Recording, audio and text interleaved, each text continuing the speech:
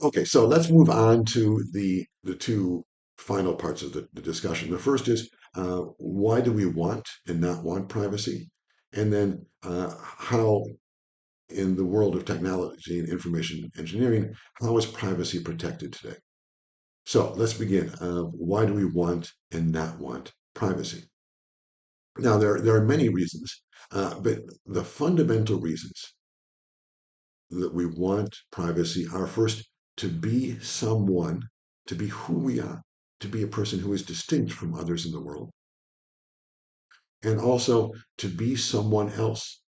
That is, to be able to change who we are, to become someone different in the world. These are the two fundamental reasons or values or uses that privacy has in the world. And that will lead us to a question that we will come to later about intrinsic versus mediated value. But let's start with this idea of why do we want privacy? And this is a picture, this is another very famous picture from a privacy case. This woman is Ashley Payne, and she was a school teacher. She went on vacation, a young school teacher, obviously. She went on vacation and did the kinds of things that a lot of young people do on vacation. In this case, double fisting alcohol, wine in one hand, beer in the other. Okay, you go. And she was having a good time. Now, someone took a picture of her doing this and they put it on her on their Facebook account, or perhaps she put it on her own account. But it was a private account in Facebook. Nevertheless, not surprisingly, somehow this picture got spread outside the walls of the privacy boundaries and ended up being circulated around the classroom where her students were learning. And this was in the early days of the internet, very early days of the internet, just at the start of Facebook. And because of this picture, she was fired from her job. Now, today, I don't think that people would be fired for that kind of image. Much worse, people do much worse on the internet. But I think that the issue that this raises it goes to the heart of why privacy is important. Um, the reason she could have fun like this on her vacation is because she thought that she had control over this information about herself, about where she was on this day, what she was doing, and what condition she was in, right? She thought that she had control of that information, that she could determine who would know about it and who would not know about it. And that's what allowed her to have fun. But if she would have thought at the time that, well, anyone might have access to this information, pictures from what I am doing might circulate anywhere, well, then she probably would not have had so much fun. She probably would not have had so much to drink. In fact, back then, she might not have had anything to drink because she would be afraid that what would happen did happen. She lost her job. She was fired. She was fired. Why was she fired? She was fired because the judgment was made that she was a distraction to her students, that her students could not take her seriously as a teacher because they had seen these pictures of her. Now, again, today, this was many years ago. Um, Today, I don't think that that would happen. But the underlying dynamic is equally true. And the dynamic is in order for people to do many of the things they want to do in their life, they need to know that not everybody is going to see what they are doing at that moment. And that's true for all kinds of things that are even perfectly mundane. Just for example, if I want, let's imagine I've decided I have had enough of being a philosophy professor and I now want to go become a musician. Uh, well, in that case, I might take music lessons and even try to be recruited for a musical group of some kind. But of course, I would not want people to know, or many people to know about that, right? I certainly would not want my colleagues in the university to know about that. First, because they might come to my performance and see that I am absurd, but mainly because in order to be good at my job, I want people to think that I'm dedicated to it, that I'm not looking for some other kind of work. So it's important for me to be a good professor. Not only that I am dedicated, but let's imagine that I'm actually exploring other options. It's important that I be able to conceal that information from you, from students. Just like it was important that Ashley Payne could conceal the kinds of things she was doing on vacation from her students. So those are two different examples, two different professors, one about drinking, one about a different interest. There are, of course, many other examples of things that we do that we would not want other people or random people to be able to see. But what holds all of them together within this question of privacy is that the fact that I can control what people knows about me, what people know about me, that's what allows me to be someone or someone else. What allowed Ashley Payne to be this kind of party woman at this moment, what allowed her to be that way, to be that person she wanted to be, was the fact that she thought no one would know, except the people that were there with her. People did know, though, so she lost her job. Just like as I say for me, this is invented, hypothetical, but just imagining what would allow me to try to become a musician would be the fact that no one else will find out. At least not until I have some success, then I can announce the reality. But while I'm just experimenting, in order for me to experiment, I need to have some secrecy. Right? That is, I need to make the privacy decision to maintain secrecy about what I am interested in doing. So in order for me to be a professor, to be a musician, to be having someone having fun at a party, I need to have control over my personally identifying information. Um, and if I don't, then right, then I might get fired. So that's what is meant by the chilling effect. When anyone can know anything about you, then you tend to act in ways which are not like you. You tend to be anonymous. You tend to be neutral. You tend to not do anything extraordinary. I mean, nothing out of the ordinary. And then, just as a quick footnote, this idea of the neutralizing effect of observation was raised to its maximum by this vision of a prison. This is called the Panopticon, and this is a prison that was conceived by Jeremy Bentham and was actually put into practice. I believe this is in Cuba, in the Socialist Republic of Cuba. The idea was that the best way to keep discipline in a prison is for prisoners to be watched and observed all the time. So you can see that in this case, the prison is literally a set of cells that are surrounding an open center, and the prison guards were inside that center tower. And so the prisoners felt that they were observed all the time. And the idea was that this would be neutralizing in the sense that everyone would act in a way which was not, again, not extraordinary, but instead people would be very neutral. You could even sort of raise up this idea of observation to say maybe it's not just the guards that are in the tower watching, maybe it is a priest or maybe it's a family member, could be anybody. That was theoretically the idea that the person in the tower could be anyone, and that even the most hardened criminal would be neutral if they thought that maybe their mother is watching or could be watching. So, in any case, the prison obviously did not have great success, but the idea about privacy is very strong here. The idea is that if you are being watched at every moment, then you will be neutral. You will not define yourself as someone specific and different from others around you, at least in many cases. Okay. And then finally, I think we can raise this up to a higher level of a theoretical claim. That is, in order for me to be someone, or Ashley Payne to be someone, there are two things that need to happen equally. One is I need to reveal something about myself, that I love beer, or that I love philosophy and ethics. I love teaching philosophy and ethics, or I love drinking beer. It doesn't matter. I need to reveal something about myself.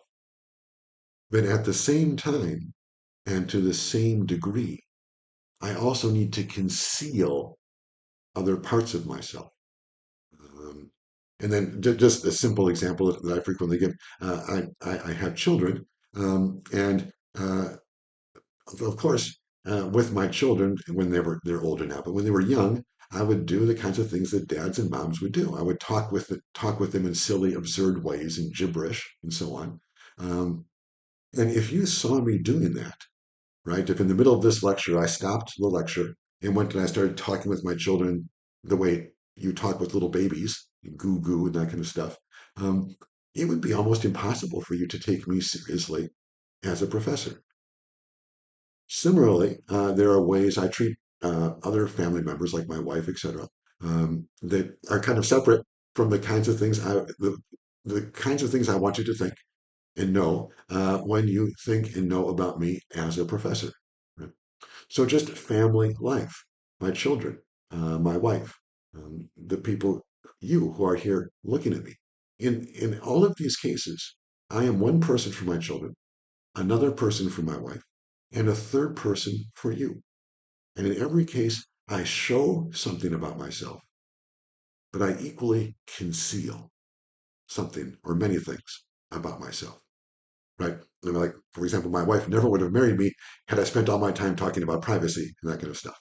Right? So I think we can close this off now with this. Finally, this theoretical claim is that privacy is what we need to be someone because being someone requires concealing personally identifying information. In order for me to be a good professor for you, I need to conceal how I am with my children. And Ashley Payne should have concealed who she was as a woman in a party. Good. So that's the first idea. Why do we want privacy? To be someone. The second idea for privacy, and it was implicit in the things I just said, is that we want privacy so that we can become someone else. So the example I gave of experimenting as a musician in a small group to see if I could make something happen, that was actually the subject of a very interesting study on the internet. The research question was, why do people want to be anonymous on the internet? Like, why do they want to be just anon, right? Or have a false name? I think all of us probably have false accounts on the internet for all kinds of reasons we know. Um, but one of the reasons that people have a false name or an account that traces back to a kind of fictional identity, one of the reasons is it so they can explore with new kinds of interests. Now, some of those interests might be highly personal, and we're not going to talk about those, but many of those interests are just very mundane. Like this is a case of a teacher who was considering a career change, and this is presumably this is real. My case was hypothetical, but this is real. A teacher is considering changing her career to become she was an English teacher or a creative writing teacher, and she wanted to experiment with doing a different kind of writing, one which is not respected in the university. This I think she wanted to do fan fiction, right? Um, Now, there's a lot of money in fan fiction if you do it well, and people like doing fan fiction, as I understand it. But of course, it's frowned upon in the university. It's not taken seriously. So, if this professor, did in fact want to experiment with that for her life, and the only way to do that successfully was to develop a false ID on the internet and then start publishing this fan fiction underneath this false name. And the idea was she could check and see if she could become successful. And if she could become successful, then maybe she would reveal to the world, you know what? This is just a false me. My real name is Julie Smith, and now I'm going to become this kind of writer. So I think that this is true generally. When we want, and all of us do, want to experiment with developing new interests, becoming a different kind of person, uh, it frequently helps if we can hide quite a bit of who we are now, maybe even from ourselves. Maybe privacy is something we can enforce against ourselves and not for a short time recognize our own past experiences, our own established preferences and interests. Maybe we have to pretend to not know ourselves in order to try to become someone else and develop new interests. In any case, what is certain in this case here that I have on the screen is that in order for this person to experiment with developing a new professional identity, she had to conceal her true identity, at least provisionally. So those are those are the two main ideas. Here I'm just making the final theoretical point that it's true also purely theoretically that when you become a different person, and this is a famous author who, like the previous, became a writer and then became someone else. When you become a different person, your personal information and personal identifying information literally changes. Becoming a different person means becoming a different person. You have different interests, different tastes, different diet, different religious beliefs, different these kinds of things.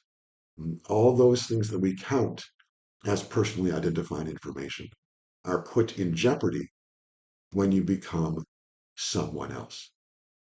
So theoretically, what it means to become a different person is to have new personally identifying information.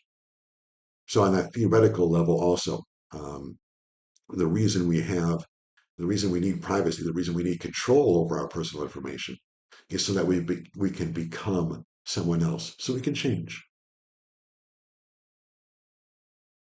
Okay, and then as a final note, this is a footnote. This is work that's being done in the University of Trento in the law school and also in the computer science department. I'm working on this subject of gen humanism. Um, this idea uh, or this possibility of becoming someone new is something that is put in jeopardy by today's databases, right? For the obvious reasons. If I want to stop being a philosophy professor and start being someone else, that's going to be somewhat difficult because anyone has access to videos like the one I'm making now and to the papers I've published and these kinds of things. Uh, so there's this question about how is it possible for human beings to break away from their established personal information? How will it be possible in the future for people to become someone new if all of our established interests and preferences are being dragged along with us through databases and the kinds of recommendations we get on Amazon and so on? How can we escape that part of ourselves which is our past? Now, if this were a different course, we would talk quite a bit more about that. But philosophically, the answer is investigation involves Gen humanism and ideas about recommendation algorithms. In law, it involves something called the right to discontinuity, which is something like the right to be forgotten. And it's the idea that there should be established both individual and legal ways for people to break away from the, the information that has been accumulated about them from their past. And the reason for that is so that people can become someone new, so that they can change. So we said, why is it that we want privacy? And the answer is two reasons. We want and need privacy so that we can be someone, so we can define ourselves as specific people and not just anyone. And we want and need privacy so that we can become someone else, so that we can change. Now, a final and quick point I want to make is for the values we've talked about so far, autonomy and dignity, these are clearly intrinsic values. They're good because of what they are and on their own. One question people ask about privacy is whether privacy is worth having on its own, or do we only want privacy because it allows us to be ourselves and to be someone else? If it's the second, then privacy is a kind of what's called a mediated value. We want privacy in order to get something else. And the value is to be someone or to be someone else. Some people argue that. Others argue that privacy is, in fact, intrinsically of value on its own. And if you make that case, then you might want to go back to look at those original thought experiments we did and say, look, that there's something when our privacy is invaded by the camera on the television, uh, there is something that is disturbing about that. And so what is disturbed is some sense of privacy that we have as individuals in that we want to protect uh, just for itself. We just want privacy to have privacy, not for any other reason. In this way, privacy might be a little bit like dignity. It's just something we want in order to want it, not because we want something else. I'm not sure what the answer to that question is. Privacy for some people is an intrinsic value, other people, it's a mediated value.